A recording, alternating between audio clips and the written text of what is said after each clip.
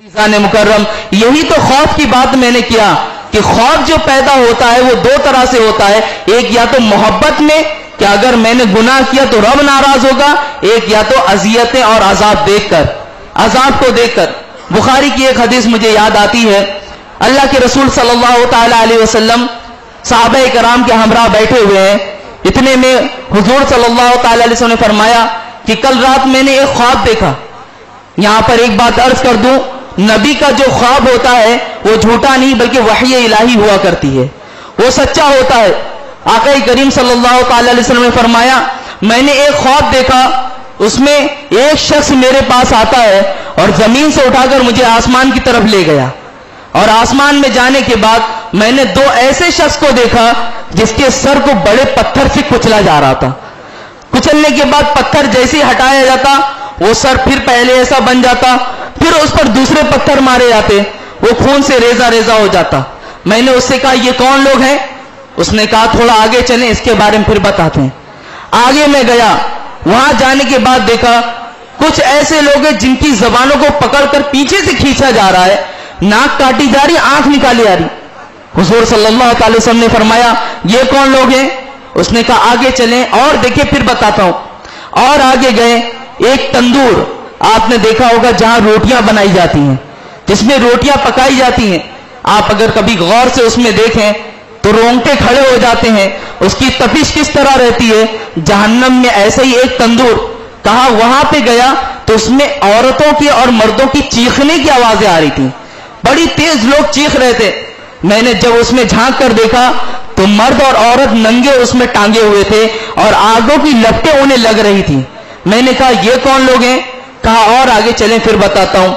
پھر جب اور آگے گئے تو دیکھا خون کی ایک نہر ہے جس کے اندر لوگ ڈبکیاں کھا رہے ہیں، اور کوئی تیرتے تیرتے قریب آ رہا ہے تو ایک فرشتہ ایسا جو اس کا جبڑا کھینچ کر ایک بڑا پتھر اس کے منہ میں ڈال دے رہا ہے، اب پھر اس کی پتھر کی وجہ سے پھر وہ ڈوب جاتا ہے.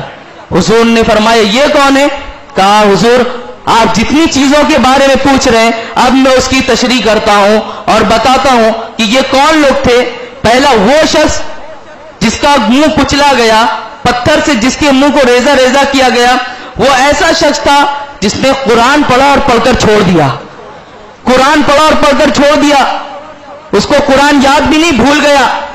اور وہ شخص جو نماز کے وقتوں میں سو جایا کرتا تھا، ان شخص کا حال ایسا ہوگا کہ محشر میں ان کے منہ کو پتھر سے کوچ دیا جائے گا. پھر کہا دوسرا شخص جو تھا جس کی زبانیں کھینچی جا رہی تھی، آنکھیں نکالی جا رہی تھی، وہ کون ہے؟ کہا حضور وہ ایسے لوگ ہیں جو جھوٹ بولا کرتے تھے، جو لوگوں سے جھوٹ باتیں کیا کرتے تھے. آج محاسبہ کر لیں، چند لوگ ایسے بھی ہیں جو ہنسانے کے لیے، لطیفہ سنانے کے لیے نہ جانے کیسے کیسے جھوٹ بولتے ہیں. اس چیز کو بھی یاد رکھ لیں کہ رب کی بارگاہ میں حاضر ہونا ہے اور ہمارا حشر کہیں ان لوگوں میں نہ ہو. اللہ خیر فرمائے. تیسرے لوگوں کے بارے میں جب پوچھا کہ وہ لوگ جو تندور میں تھے جنہیں لٹکایا گیا تو وہ کون ہے؟ کہا یہ ایسے لوگ ہیں جو زنا میں ملوث تھے، زنا کرتے رہتے تھے. اتنا بولنا تھا کہ حضور صلی اللہ تعالی وسلم کی آنکھوں سے اشک جاری ہو گئے. پھر کہا چوتھے لوگ جو خون میں ڈبکیاں لے رہے تھے یہ کون تھے؟ کہا یہ وہ لوگ ہیں جو لوگوں کو سود پر پیسہ دیتے اور ان سے زیادتی سے پیسہ لیا کرتے تھے، ان کا خون نچوڑا کرتے تھے. عزیزان مکرم، یہ عذابات جو میں نے بتائے، یہ جو میں نے آپ کو دردناک عذاب سنائے، وجہ کیا ہے؟ انسان کو ڈرانا. ڈر دو طرح کا ہوتا ہے. میں نے پھر کہا کہ یہ انسان ادب کی بنا پر، محبت کی بنا پر ڈرے گا یا تو اس عذاب اور سختی کی وجہ سے ڈرے گا. انسان جب بھی گناہ کرے تو اس چیز کو خیال میں کر لے کہ جو گناہ ہم کر رہے ہیں، جو بھی گناہ کرنے جا رہے ہیں وہ کیا ہوگا، اس کا حشر کیا ہوگا، اس کا انجام کیا ہوگا. عزیزان مکرم، گناہ جب انسان کرتا ہے تو یہ بھی بتا دوں اس کے پیچھے جہاں گناہ کیا اس نے 4 گواہ چھوڑ دیے. ہر شخص جب گناہ کرتا ہے تو وہ 4 گواہوں کو چھوڑ دیتا ہے جو اس کے خلاف گواہی دیں گے. سب سے پہلے زمین، جس جگہ اس نے گناہ کیا وہ زمین بھی گواہی دے گی. قرآن میں ہے یومئذ تحدث اخبارہا، جس دن زمینیں گواہی دیں گی. کیا گواہی دیں گی؟ جو گناہ اس جگہ پر کیے ہوں گے زمین وہ بھی گواہی دے گی. پھر دوسرے نمبر پر بتایا گیا کیا گواہی دیں گے؟ کہا گیا دوسرے نمبر پہ جو نامہ اعمال ہے، جو ہمارا نامہ اعمال لکھا گیا وہ بھی گواہی دیں گے۔ تیسرے نمبر پہ پوچھا گیا کہ وہ کون سی چیزیں جو گواہی دیں گی، تو کہا گیا کرامن کاتبین، جو نامہ اعمال لکھ رہے ہیں وہ بھی گواہی دیں گے۔ کرامن کاتبین یعلمون ما تفعلون، قرآن میں آیا ہے کہ کرامن کاتبین وہ تمام چیزیں بتائیں گے جو تم کرتے ہو۔ اور چوتھے نمبر پر فرمایا گیا کہ وہ کیا ہیں جو گواہی دیں گے، تو سورہ یاسین میں وہ بات آتی ہے الیوم نختم علی افواہہم وتکلمنا ایدیہم وتشہد ارجلہم بما کانوا یکسبون، کہ جس دن ہمارے منہ پر تالے لگا دیے جائیں گے، ہمارے اعضائے بدنی گواہی دیں گے، ہمارے جتنے اعضاء ہیں، ہم نے ہاتھوں سے گناہ کیے رب کی بارگاہ میں یہ بھی گواہی دیں گے، پیروں سے گناہ کیے یہ بھی گواہی دیں گے، جسم کا انگ انگ رب تعالیٰ کی بارگاہ میں ہمارے خلاف گواہی دیتا نظر آئے گا۔ عزیزان مکرم، یہ بات میں نے کیوں عرض کی، اس کی بھی ایک وجہ بتا دوں۔ آج بہت زیادہ کثرت سے نوجوان جو ایک چیز میں ملوث ہے اور شوق سے کرتا ہوا نظر آتا ہے، وہ ہے مشت زنی، زنا۔ ایک ہوتا ہے زنا مرد عورت کے ساتھ کرے، اور ایک ہوتا ہے زنا انسان اپنے ہاتھ کے ساتھ کرتا ہے، اپنی خواہشوں کو وہ ہاتھ سے مٹاتا نظر آتا ہے۔ چند ڈاکٹر تو ایسے بھی مشورہ دیتے ہیں، یوٹیوب پہ اور دوسری جگہ یہ کلپ بھی ملتی نظر آتی ہے کہ اگر وہ چیز نہ کرے تو نقصان ہے، مہینے میں، 1.5 مہینے میں، 2 مہینے میں ایسے گناہ کرو۔ انسان شوق سے وہ گناہ کرتا نظر آتا ہے کہ اگر ہم وہ نہیں کریں گے تو ہماری باڈی بیکار ہوگی، وہ زیادہ چیزیں اسے نکالنا ہے۔ میں آپ کو حدیث سنا دوں کہ وہ حدیث سنتے ہی رونگٹے کھڑے ہو جاتے ہیں۔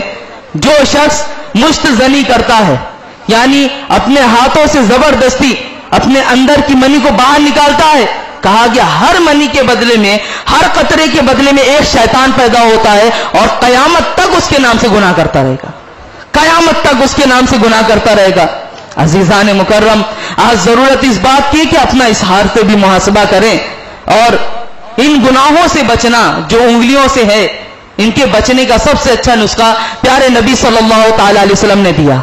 حضور صلی اللہ تعالی علیہ وسلم کی بارگاہ میں جب آقا کریم صلی اللہ تعالی وسلم بچیوں کے ہمراہ تھے تو حضور نے فرمایا ایک دور ایسا آئے گا جب لوگ گناہ اپنے انگلیوں کے پوروں سے کریں گے۔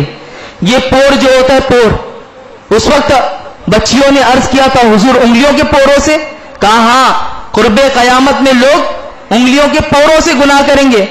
تب ان بچیوں نے عرض کیا یا رسول اللہ، اگر اس وقت ہمیں گناہوں سے بچنا ہو تو ہم کیا کریں؟ پیارے آقا صلی اللہ تعالی علیہ وسلم نے فرمایا اس وقت اگر گناہوں سے بچنا ہو تو اپنے ہاتھوں میں تسبیح اٹھا لو، اپنے ہاتھوں میں تسبیح اٹھا لو، مولا تعالیٰ تمہاری انگلیوں کو گناہوں سے محفوظ فرما لے گا۔ عزیزان مکرم، آج اگر ہم اپنے ہاتھوں میں تسبیح اٹھا لیں، یقین جانیں اللہ رب العزت ہماری بھی انگلیوں کو گناہوں سے محفوظ فرما دے گا، ہمیں بھی گناہوں سے محفوظ فرما دے گا۔ عزیزان مکرم، خوف یہ ایک ایسی چیز ہے کہ بندے کے اندر اگر پیدا ہو جائے تو اس کا اجر ایسا ہے، اس کا اجر ایسا قرآن میں آیا اس کو 2 جنت ملے گی۔ ہر چیز کا بدلہ تو ایسا ہے کہ 1 جنت، لیکن خوف کی بنا پر اگر کوئی مر جاتا ہے تو اسے شہید بھی کہا جاتا ہے اور اسے 2 جنتیں ملیں گی۔ اس بات کی بات میں اس طرح ثابت کروں کہ حضرت عمر رضی اللہ تعالیٰ عنہ کے دور میں ایک نوجوان شخص تھا، نوجوان شخص جس کا گزر مدینے کی گلیوں میں ہوا کرتا، اور بچپن سے وہ اپنے آپ کو گناہوں سے بچاتا رہتا، بڑا ہی عابد و زاہد تھا۔ لیکن اسی راستے میں ایک عورت ایسی تھی جو روزانہ اسے گناہوں کی دعوت دیتی، لیکن یہ نگاہ جھکاتا اور چلا جاتا تھا، نگاہ جھکاتا اور چلا جاتا۔ عزیزان مکرم، نگاہوں کا اثر دیکھ لیں، زندگی بھر بچتا رہا، لیکن ایک دن کہتا ہے میری نگاہ اٹھی اور اس عورت پر پڑی تو دل میں خواہش پیدا ہوئی۔ جیسے ہی میں اس عورت کے قریب گیا، اچانک دل میں خیال آ گیا، رب تعالیٰ کی یاد آئی اور میری آنکھیں ڈبڈبا گئی اور میں وہاں سے بھاگتا ہوا آیا۔ گھر کے دروازے پہ جیسے ہی دستک دی، مجھ پر گشی تاری ہوئی، میں بے ہوش ہو کر گر گیا۔ والد صاحب کہتے ہیں میں نے دروازہ کھولا اور اسے اٹھا کر اندر لایا۔ اندر لانے کے بعد اب اس پر جب پانی چھڑکا وہ ہوش میں آیا تو پوچھا کیا بات ہے، کیوں بے ہوش ہو گئے تھے تم؟ کہا ابا جان میرے ساتھ ایسا ماجرا پیش آیا، میں فلاں جگہ جا رہا تھا کہ ایک عورت نے مجھے گناہ کی دعوت دی، میں آگے بڑھا کہ قرآن کی ایک آیت یاد آئی اور اس آیت کو یاد آتے ہی میرے بدن میں کپکپی آ گئی اور میں بھاگتا ہوا گھر تک پہنچا تو بے ہوش ہو گیا۔ کہا کون سی آیت ہے؟ اس نے آیت پڑھ کے سنائی، اور اب جب دوبارہ آیت پڑھی تو چیخ بھی نکل گئی اور انتقال کر گیا، چیخ بھی نکلی اور انتقال کر گیا۔ عزیزان مکرم، میں یہاں رک کر ایک بات عرض کروں، کیا آج کیا ہم نے گناہ نہیں کیے؟ ہمارے بھی گناہ ہوتے ہیں، کیا ہماری کبھی اس طرح چیخیں نکلی؟ کیا ہم نے کبھی اپنا محاسبہ کیا؟ کس بات کا خوف تھا انہیں؟ آخرت کا خوف، کہ رب تعالیٰ کی بارگاہ میں حاضر ہونا ہے۔ اب یہ بندہ جب انتقال کر گیا، حضرت عمر رضی اللہ تعالیٰ عنہ کی بارگاہ میں آیا جایا کرتا تھا۔ آپ نے پوچھا وہ بندہ نظر نہیں آ رہا، وہ نوجوان دکھائی نہیں دے رہا؟ تو دوسرے صحابہ کرام نے کہا حضور اس کا انتقال ہو چکا ہے۔ آپ جب اس کے گھر پر گئے اور پورا ماجرا سنے باپ سے، تو کہا وہ بندہ شہید ہے، میں اس کی قبر پر جاؤں گا۔ قبر پر جانے کے بعد جیسے ہی دیکھا اور کہا، قرآن کی وہ آیت پڑھ کر سنائی کہ جو اللہ رب العزت کے خوف سے انتقال کر جائے، اللہ رب العزت کے خوف میں مبتلا ہو کر انتقال کر جائے، اس کے لیے 2 جنتیں ہیں۔ اتنا کہنا تھا کہ قبر سے آواز آئی، اے امیر المومنین، آپ یہ بات بول رہے ہیں بالکل حق ہے، اللہ رب العزت نے میرے انتقال کے بعد مجھے 2 جنتیں عطا کی ہیں، 2 جنتیں عطا کی ہیں۔ عزیزان مکرم، حدیث میں بھی یہ بات موجود ہے کہ خوف خدا سے جو بھی رویا، جو بھی گڑ گڑایا، اللہ رب العزت اسے کیسی جزا عطا فرماتا ہے۔ آج جہاں نوجوانوں کی بات میں نے کی، بوڑھوں کے حوالے سے بات کی، بچوں کے حوالے سے بھی ایک آخری بات عرض کر لوں۔ آج بچوں کو چھوڑ دیتے ہیں کہ کرنے دو جس طرح ہے۔ میں نے اس سے پہلے بھی عرض کیا تھا، یہ نرم شاخیں ہیں، جس طرف موڑو گے مڑ جائیں گے، اور یہ آپ کو دیکھ کر ہی چلتی ہیں۔ آپ کو میں بتاؤں، حضرت حاتب اصم رضی اللہ تعالیٰ عنہ اللہ کے ولی ہیں۔ آپ کے دور میں آپ ایک جگہ سے جب گزر رہے تھے، آپ نے دیکھا چند بچے کھجور کی گٹھلیوں سے کھیل رہے ہیں، اور دور پہ ایک بچہ کھڑے ہو کر بڑی ہی آہو بکا کر رہا ہے، بڑی ہی تیز تیز آہیں لے کر رو رہا ہے۔ آپ کے دل میں خیال آیا شاید یہ اس لیے رو رہا ہے کہ اس کے پاس گٹھلیاں نہیں۔ پاس گئے اور سر پر شفقت بھرا ہاتھ رکھا، کہا بیٹے رو مت، تمہیں ان گٹھلیوں کے لیے رو رہے ہو، میں تمہیں یہ گٹھلیاں دلا دوں گا۔ اس بچے نے آنکھ اٹھا کر دیکھا اور کہا تمہیں شرم نہیں آتی؟ میں اس لیے نہیں رو رہا ہوں کہ میں ان کے ساتھ کھیلنا چاہتا ہوں، میں تو اللہ کے خوف سے رو رہا ہوں۔ ننھا سا بچہ اللہ کے خوف سے رو رہا ہے۔ اتنا سننا تھا، حضرت حاتب اصم تھر تھرا گئے اور کہنے لگے کیا بات ہے، کس وجہ سے تمہیں اللہ کا خوف آیا؟ اس نے کہا میں آپ کو بتاؤں، میں نے اپنی ماں کو دیکھا ہے کہ جب وہ چولہا جلاتی ہے تو چولہے میں ڈائریکٹ بڑی لکڑیاں نہیں رکھتی، پہلے وہ چھوٹی لکڑیوں میں آگ لگاتی ہے، چھوٹی لکڑیوں کو ڈال کر آگ بھڑکاتی ہے، اس کے بعد بڑی لکڑیاں اندر ڈالتی ہے۔ تو کہا کیا ہوا اس میں؟ کہا مجھے خوف اس بات کا ہے کل محشر میں اللہ رب العزت جہنم کو بھڑکانے کے لیے کہیں ایسا نہ ہو ہم چھوٹے بچوں کو پہلے ڈالے اس کے بعد بڑے لوگوں کو ڈالے۔ اتنا سننا تھا، حضرت حاتب اصم نے چیخ ماری، بیہوش ہو کر گر گئے، اور جب افاقہ ہوا، بیدار ہوئے تو پوچھنے لگے بچوں سے وہ بچہ کہاں گیا؟ کہا وہ تو چلا گیا۔ پوچھا وہ کون تھا؟